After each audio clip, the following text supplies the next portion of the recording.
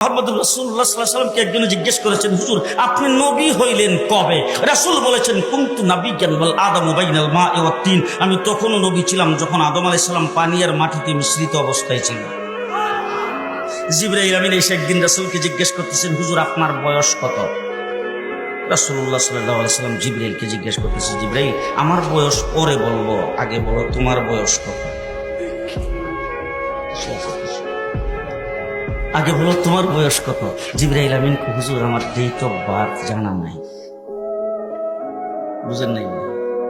Date of birth আমার জানা নাই, তবে একটা ঘটনা যদি আপনার কাছে বলি, এটা দিয়ে হিসাব করে আপনি আমার বয়স কত এটা বের করতে পারবেন।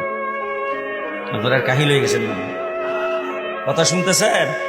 জিবরাইল বলতে শুধু একটা ঘটনা বললে আপনি হিসাব করে তারপর আমার বয়সটা বের করতে পারবেন। যখন এই কথা বলছেন, রাসূল বলে কি ঘটনা? বল হুজুর আমাকে যখন আল্লাহ সৃষ্টি করেছেন তখন আমি আরশের নিকটে দেখতাম একটা তারা উঠতো, একবার উঠলে ৭০,০০০ বছর থাকতো। কয় বছর? ৭০,০০০ বছর।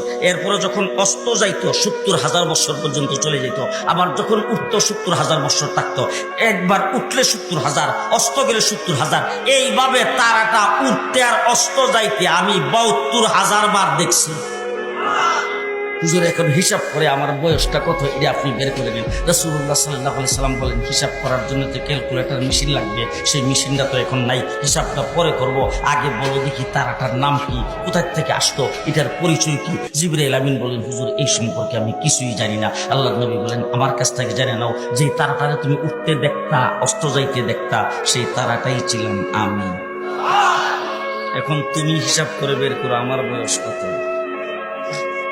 রাসূল বলছেন, আব্বালু মা খালাকাল্লাহু নূরি। আর এক রাওয়ায়াতে বলছেন, আব্বালু মা খালাকাল্লাহু রূহি। আল্লাহ পাক সর্বপ্রথম আমার নূরকে তৈরি করেছেন।